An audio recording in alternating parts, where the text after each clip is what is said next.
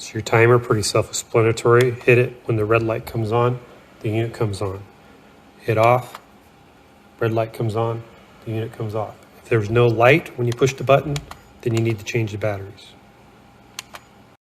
To remove this cover, use a small screwdriver, and right here at the notches, push in and twist, and then the cover comes off, and then there's your batteries. To remove the batteries, do it from the bottom and push up.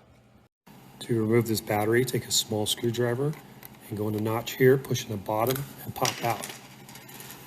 To put them back in, it's the flat side towards you, put in from the top and push in. There's a little switch here, you can slide this to on.